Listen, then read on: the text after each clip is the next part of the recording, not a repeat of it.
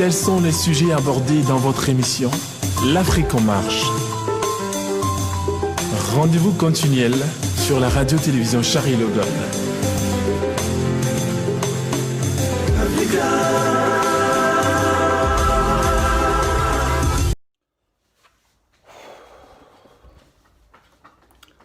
Bonjour Afrique.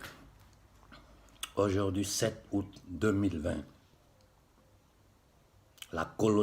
la néocolonie Côte d'Ivoire fêtera le passage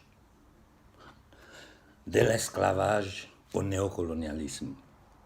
Tout ce qu'ils iront faire aujourd'hui, Ouattara et toute sa bande de criminels autour de lui. Quand je dis sa bande de criminels, je m'adresse à l'opposition, à la fausse opposition, à l'opposition des systèmes, à tous les minables qui sont à la tête de l'armée de Côte d'Ivoire, à qui Ouattara et sa bande ont distribué de l'argent.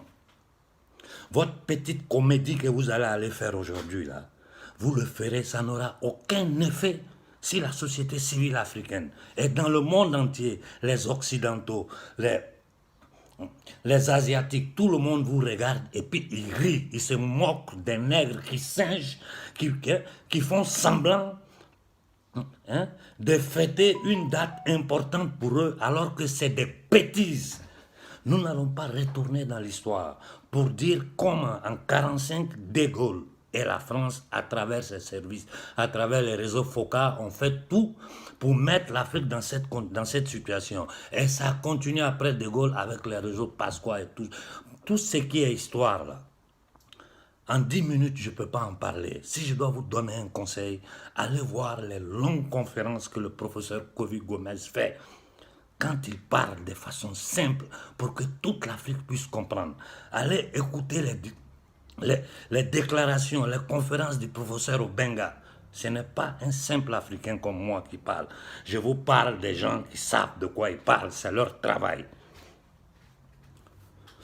J'avais préparé un long discours et j'attendais seulement la déclaration d'Alassane Ouattara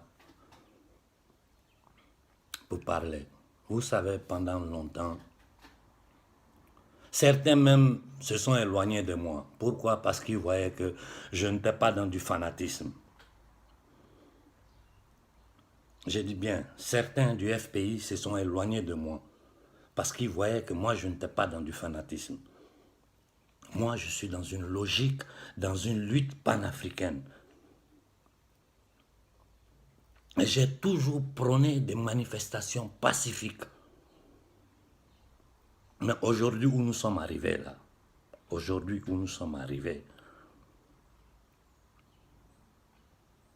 il faut que les Africains comprennent que ce qui est en train de se jouer au Mali, en Côte d'Ivoire, en Guinée, au Burkina, au Sénégal, dans toute l'Afrique centrale, c'est le destin de l'Afrique qui se joue.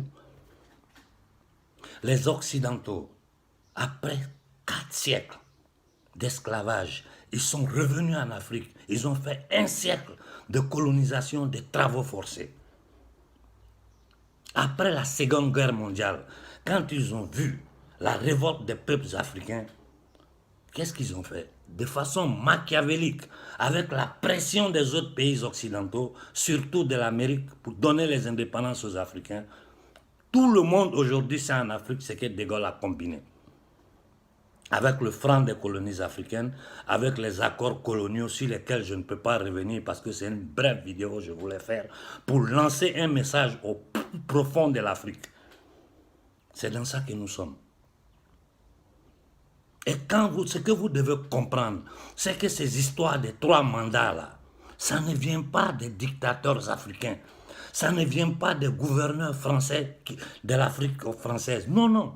C'est des ordres qui viennent de Paris. Et si nous ne nous levons pas contre ça, là, ces dictateurs-là vont rester au pouvoir. Et le programme qu'ils ont derrière la tête, dans leur projet de nouvel ordre mondial, comme je vous répète depuis des années, c'est balkaniser l'Afrique. L'homme Ouattara, je ne vais même pas perdre mon temps sur lui. Aujourd'hui, ce n'est pas de Ouattara que je veux parler. Je veux parler du système qui tient les Africains en esclavage. Le système qui permet à un homme comme Ouattara de violer je dis bien de violer, de sodomiser la constitution ivoirienne pour rester au pouvoir, pour protéger les intérêts des oligarques occidentaux sur le territoire africain. Parce que Ouattara est le garant de la France-Afrique en Afrique de l'Ouest. Je ne vais pas m'attarder sur le problème de Gbagbo. Je ne vais pas m'attarder sur le problème de Soro. Je ne vais même pas parler de la fausse opposition qui est en Côte d'Ivoire. Tout ce que je demande au peuple ivoirien, tout ce que je demande au peuple africain, c'est de prendre conscience de la condition dans laquelle l'Occident nous a mis. La France en particulier. Vous savez, après la Seconde Guerre mondiale, pendant les accords de Bretton Woods, les Occidentaux, les Américains qui aujourd'hui combattent la France sur le terrain africain, pas pour nos intérêts, pour leurs intérêts, parce que tous ceux qui sont sur le territoire africain, ils sont là pour leurs intérêts, avaient chargé la France d'être le shérif de l'Afrique. Il y avait deux blocs à l'époque dans le monde. Le bloc soviétique et le bloc occidental. Aujourd'hui, la réalité du monde n'est plus comme ça. Voilà pourquoi vous voyez tous ces soubresauts dans le monde. Il est temps, Africains, que nous décidons si nous voulons devenir, retrouver notre dignité, prendre en main notre destin, ou si nous voulons rester dans ça, être bloqué dans des logiques ethniques, être bloqué dans des intérêts personnels, être bloqué dans des égos d'esclaves, ou nous lever et combattre pour donner une dignité à notre peuple, pour faire finir ce colonialisme, cet esclavage, ce code noir qui pèse sur le peuple africain depuis des siècles. Vous savez, il y a un discours d'Idriss Déby, une interview qu'Idriss Déby a laissée à France 24. Vous pouvez tous aller le regarder, il est sur YouTube. Idriss Déby a dit, vous les Français, vous me traitez de dictateurs. Moi, je voulais quitter le pouvoir. Vous m'avez obligé à rester. Vous m'avez obligé à changer la constitution. Et aujourd'hui, vous retournez pour dire que moi, je suis dictateur. C'est Idriss Déby qui l'a dit. Donc, c'est la même chose qui continue. Pour maintenir les intérêts de la France, pour maintenir les intérêts des Occidentaux,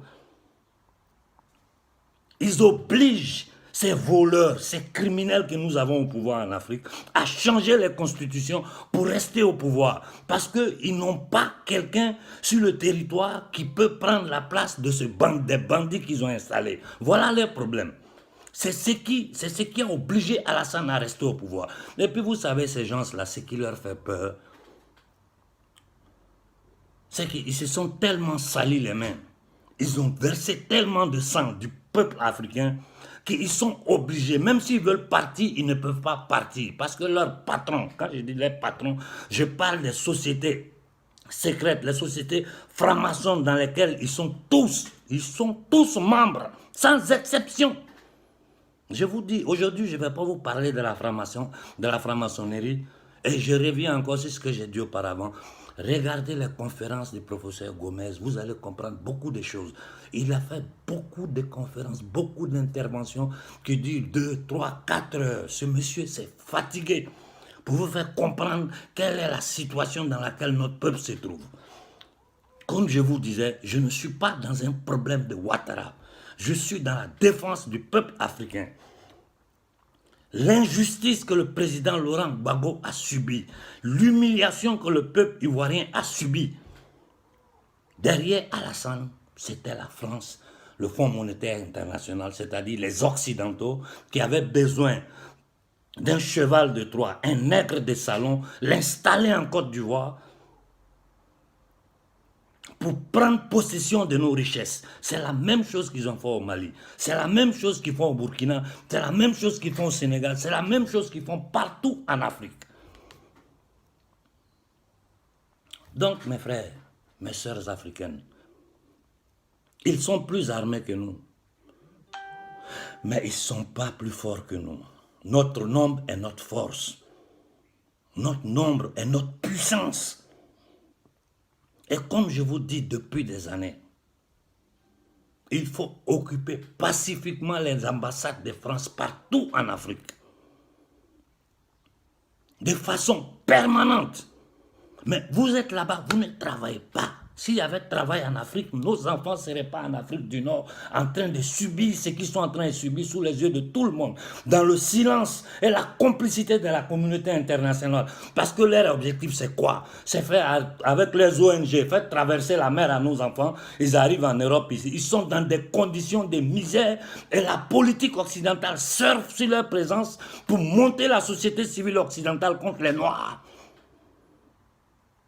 Voilà leur plan. Vous avez déjà vu la CEDEAO parler? Alassane est sorti avec cette déclaration en violant la constitution ivoirienne. Vous avez entendu la CEDEAO dire quelque chose? Vous allez voir que la CEDEAO n'ouvrira pas la bouche. La CEDEAO n'est rien d'autre qu'un instrument de l'oligarchie criminelle pédosataniste occidentale. Comme l'Union africaine, toutes ces institutions sont financées par eux pour nous tenir en esclavage. Et ce qui fait plus mal, ce qui fait souffrir, c'est que ceux qui devaient diriger l'Afrique, ceux qui devaient lutter pour la dignité de l'Afrique, c'est ceux-là qui vendent l'Afrique. Regardez Donald Trump aux États-Unis. Pourquoi tout le deep state américain est contre lui? Posez-vous la question. Regardez la première déclaration que Trump a faite quand il est venu au pouvoir. America first. Ça signifie quoi? D'abord les Américains. Mais nous avons des dirigeants, on leur donne de l'argent, ils vivent dans le beurre, c'est-à-dire le 0,5% de tout le peuple africain. On les met dans le beurre et puis ils jouent au faux jeu de la démocratie. Hier, j'ai assisté au Mali des minables qui ont donné la parole sur une télévision malienne, des minables, des misérables, des nègres de salon qui se font passer pour des journalistes, qui ont donné la parole à l'ambassadeur de France, aux criminels, ceux qui sont la garantie du brigandage français en Afrique. On lui donne la parole et puis il se fout des Maliens. Non, la France n'a rien à voir lors du Mali. Ça là, c'est des choses, vous avez pu dire ça aux Africains avant. Nous savons comment fonctionnent les sociétés européennes.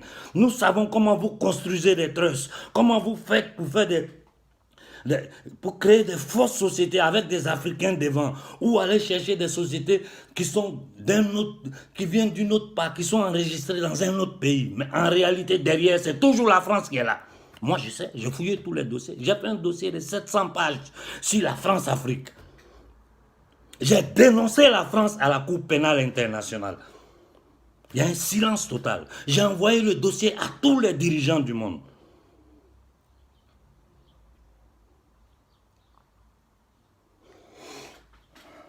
Il y a un silence total. Personne ne dit rien. Nous devons comprendre. Nous devons sortir de ces logiques ethniques. J'ai dit aux Ivoiriens du Nord, vous pensez, vous-même regardez votre vie, quand vous sortez de l'émotion là, Ouattara va faire quoi pour nous?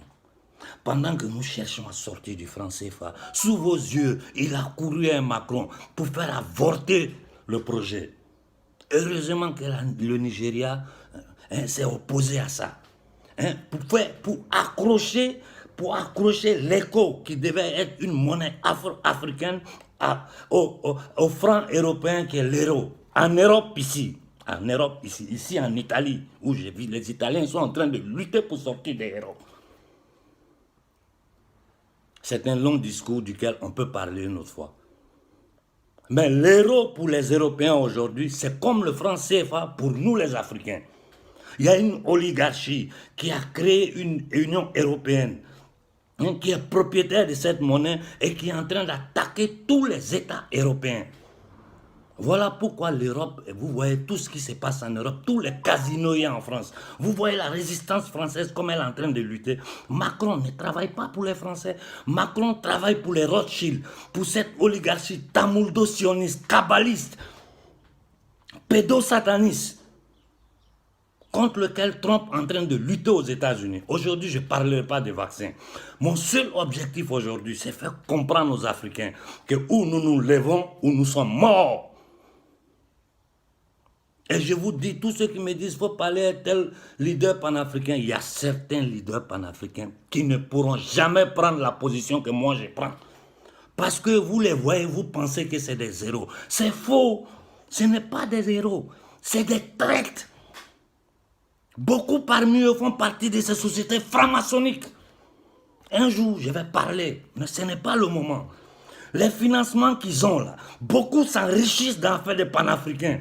Et puis ils font du semblant, ils lancent des discours, ils vont s'asseoir sur les télévisions, ils font les intellectuels. Mais aujourd'hui qu'on dit d'aller au combat, vous les voyez parler?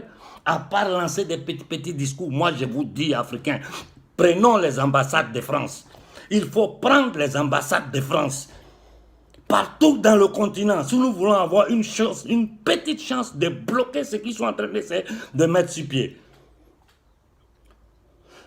Frères ivoiriens du Nord, je vous demande pardon.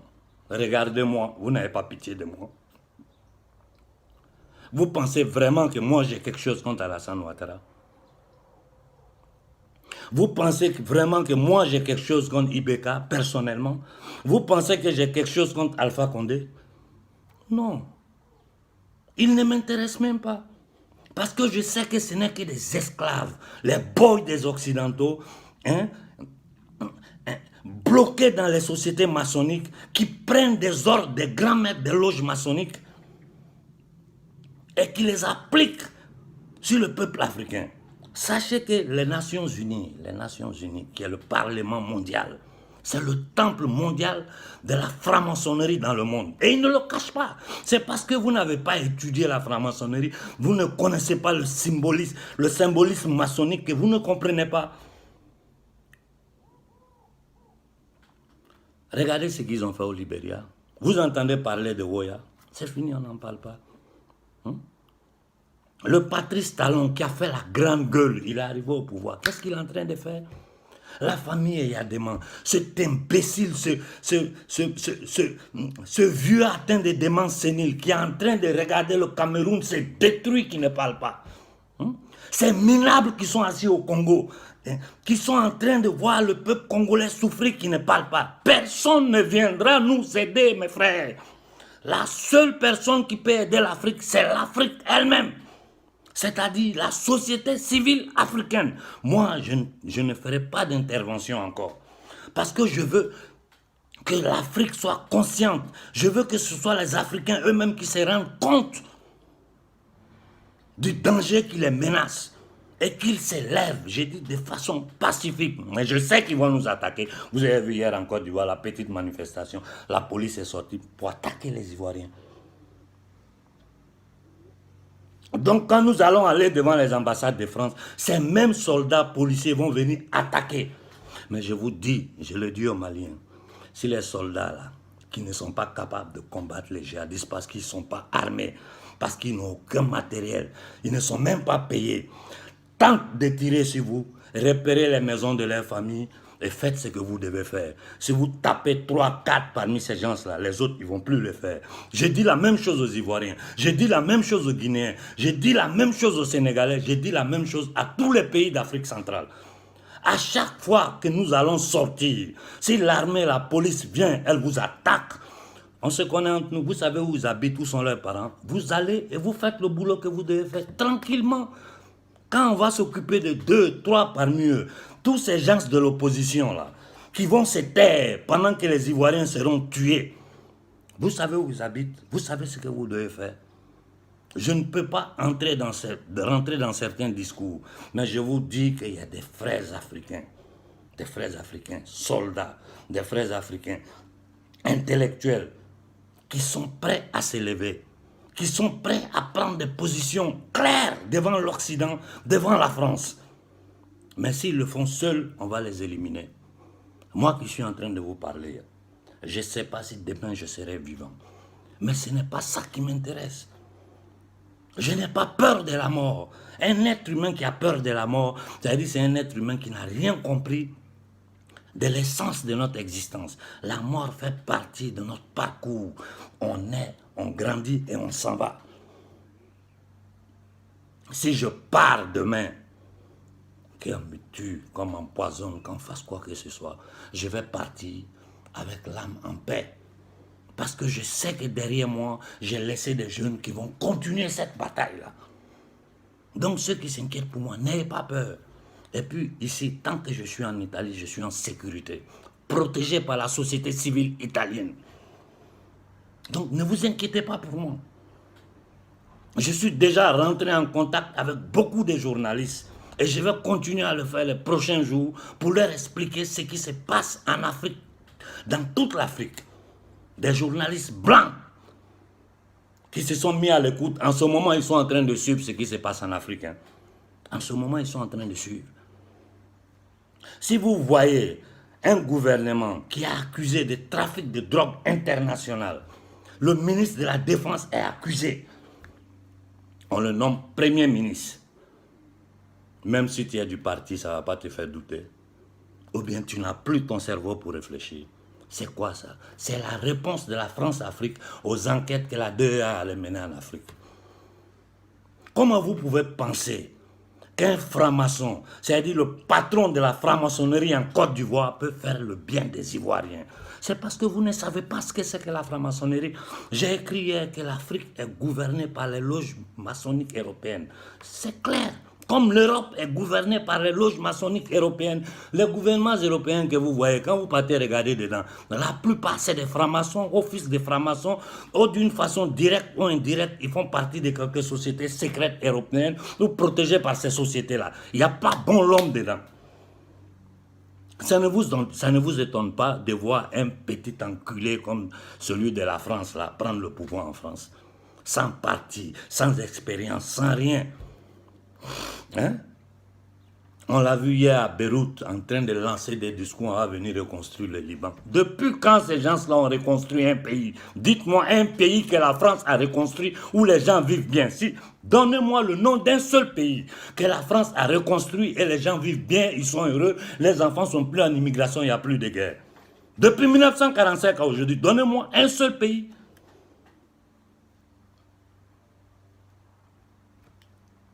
Militant du RDR,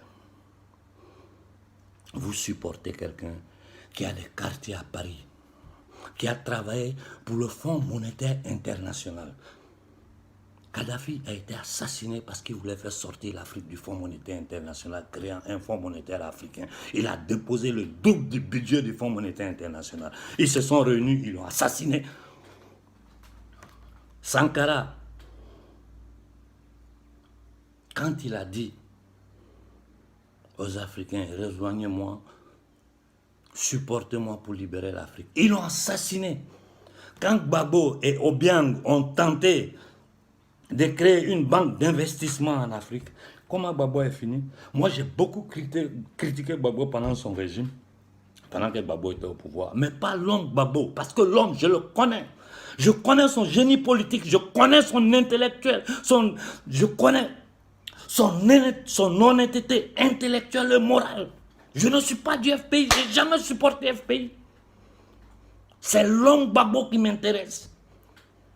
Si nous voulons être un peu honnêtes entre nous-mêmes, là, en sortant des logiques ethniques, ce qui s'est passé en Côte d'Ivoire, dans les deux camps, il y a eu des exactions. Mais seulement le camp Gbagbo a été transporté à la Cour pénale. Les bandits qui ont fait les intérêts de la France sont restés au pouvoir. Aujourd'hui, ils sont en guerre entre eux. Aujourd'hui, la France est en difficulté dans le monde entier. L'économie française est en train de s'écrouler. Macron est en train de livrer la France aux vautours internationaux. Voilà pourquoi les Français sont sur pied. Donc, je vous dis, frères africains, je vais m'arrêter là. Ne comptez pas sur certains leaders panafricains. Ils ne diront rien. Ils vont se limiter à lancer des petits discours. Moi, je vous dis, sortons, que toute l'Afrique s'élève pour aller manifester devant les ambassades de France de façon permanente en demandant le départ de la France de l'Afrique, en demandant l'abolition de tous les contrats coloniaux, en demandant la démission de tous ces nègres de salon. Ils sont peu, ils sont quelques centaines, nous sommes des centaines de millions. Et ces gens-là nous maintiennent dans ça. J'ai dit tous les officiers de l'armée de tous les pays d'Afrique. Si vous sortez, que les militaires, les policiers vous tapent, d'abord les petits policiers au quartier, vous savez où ils habitent. Vous savez ce que vous allez faire. Allez le faire. Les grands officiers là, vous savez où ils habitent. Si les maisons sont protégées, les enfants ne sortiront plus de la maison. Parce que s'ils sortent, vous savez ce que vous devez faire. Aux citoyens européens qui vivent en Afrique, nous savons que vous n'êtes pas nos ennemis. Aux Français qui vivent en Afrique, vous n'êtes pas les ennemis des Africains. Moi, ce que mes amis blancs ont fait pour moi, même mes frères africains ne l'ont pas fait. Donc ce n'est pas une guerre des blancs contre noirs. C'est une guerre du peuple africain contre un système pédosataniste occidental imposé au monde entier. Je vous dis, je vous demande gentiment de tous les occidentaux blancs qui vivent en Afrique de quitter le continent africain. Parce que nous ne pourrons pas contrôler les foules quand les foules vont se lever. Et je ne veux pas que le sang d'innocents blancs se verse en Afrique. Je ne veux pas. Quitter l'Afrique. Ceux qui veulent rester pour combattre auprès du peuple africain, que ce soit de façon journalistique, prendre des armes pour aider les Africains. Che Guevara l'a fait. Il est venu en Afrique combattre pour les Africains. C'est un blanc. Ceux qui veulent rester en Afrique pour combattre auprès des Africains, je parle des Français, surtout dans notre zone, vous êtes la bienvenue. Vous êtes le bienvenu dans notre lutte de libération. Et l'Afrique vous reconnaîtra de ça. Et vous avez le devoir moral d'aider les Africains. Parce que quand la France s'est retrouvée en difficulté, attaquée par l'Allemagne nazie, les Africains ont donné l'argent, ils ont donné de l'or, ils ont donné du bétail. Ils sont morts par millions pour libérer la France. Après ça, c'est que le criminel de Gaulle a fait à l'Afrique. Aujourd'hui, le monde entier le sait. Ne comptons pas sur les Nations Unies. C'est la loge mère maçonnique mondiale. Ne comptons sur aucune institution. Ce que je peux vous dire, à l'intérieur de l'Occident, il y a des Blancs qui ne supportent plus ça. Et ils ont une grande puissance. Ils sont prêts à nous aider. À moi, personnellement, en privé, on me l'a dit. Révoltez-vous, nous allons vous soutenir. Donc, mes frères, voilà notre situation.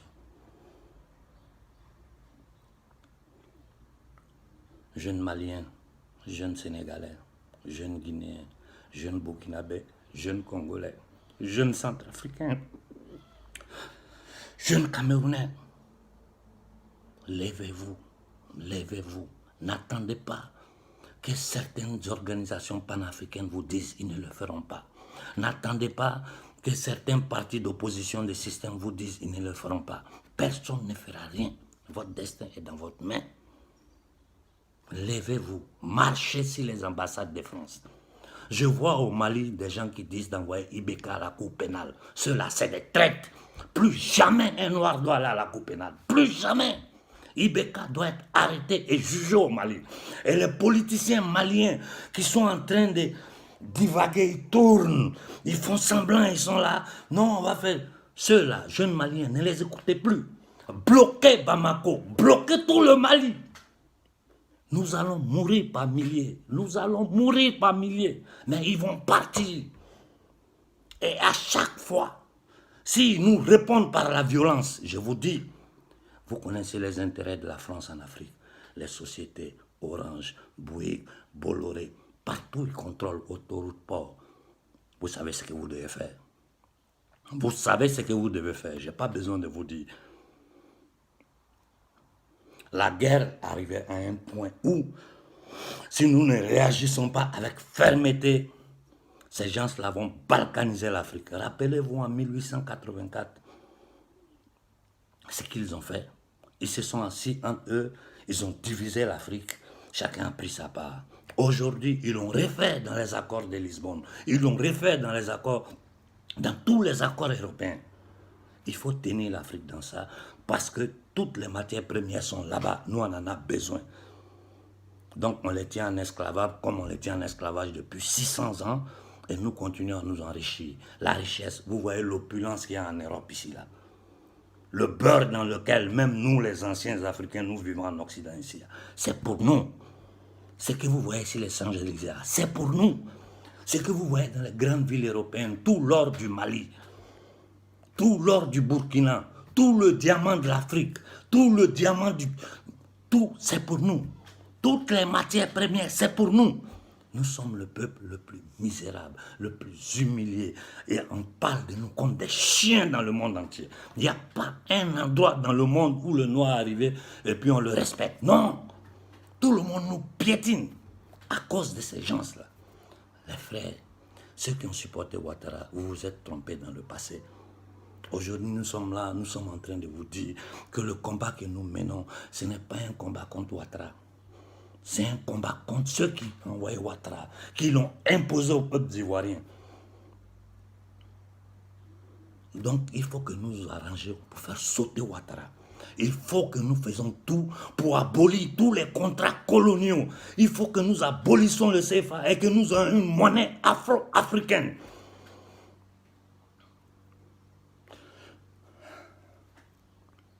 Aux militants du FPI, aux militants de Soro, aux militants du PDCI, l'heure n'est pas la division. Soro a fait beaucoup d'erreurs. S'il reste, s'il ne fera pas quelque chose pour aider l'Afrique de sortir de cette situation, l'histoire va se rappeler de lui comme un petit voyou que les Occidentaux ont armé qui a tué son peuple. Nous sommes prêts même à pardonner Soro. Nous sommes prêts à pardonner. Mais aujourd'hui, il doit faire sa part.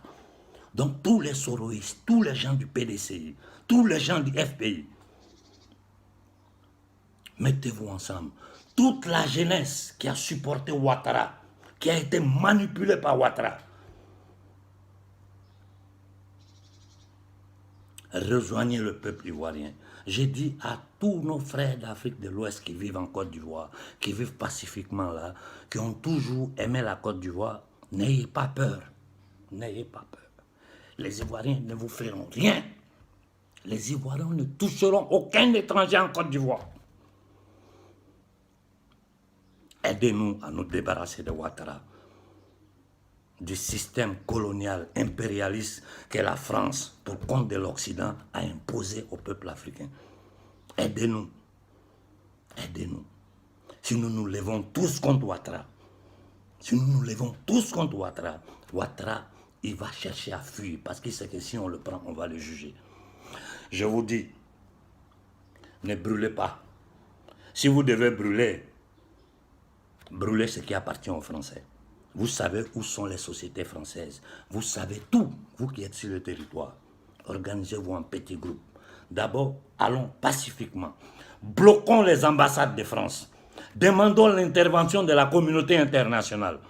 Si on nous tape, on nous menace, alors nous agissons. Je ne vous dis pas de faire comme au Mali des autres. Non, j'ai dit attaquer. Si on nous attaque, attaquez l'ambassade de France. Attaquez tous les intérêts français sur le territoire. Voilà la seule solution que nous avons. Nous sommes en guerre. Si on nous attaque, nous attaquons. On n'a pas d'autre solution. Il n'y a rien d'autre derrière.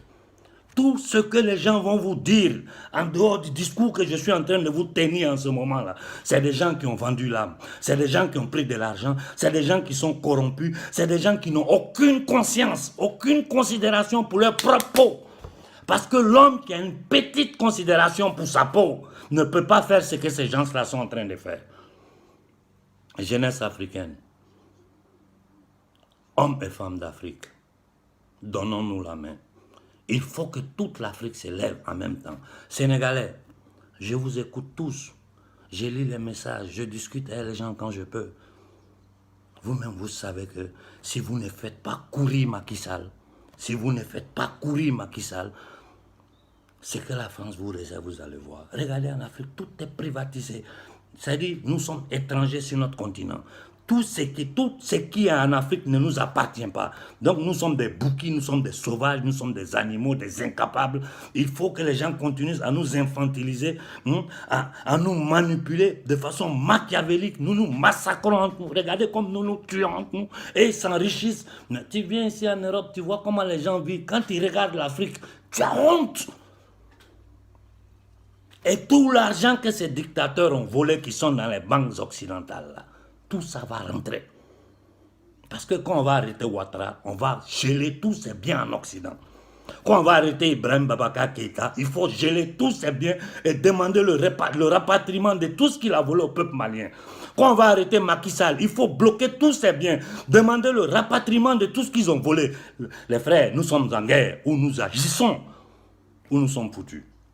Donc je vous dis, dès le moment que vous écoutez ce message, commencez à vous organiser dans les quartiers, dans les villes, dans les villages, pour marcher sur les capitales, marcher sur l'ambassade de France, de façon pacifique.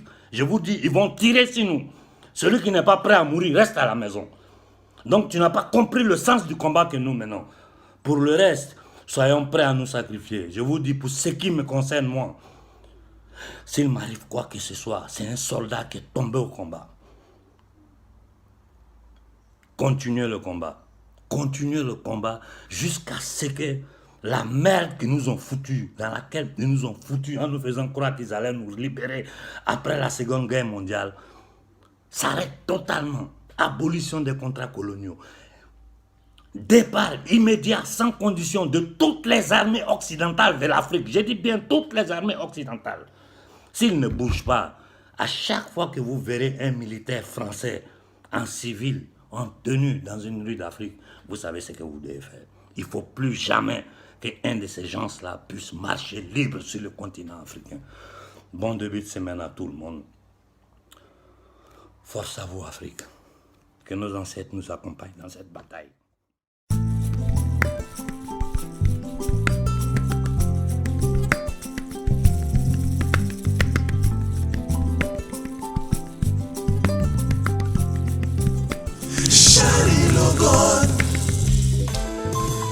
Tels sont les sujets abordés dans votre émission L'Afrique en marche. Rendez-vous continuel sur la radio-télévision Charlie Logon.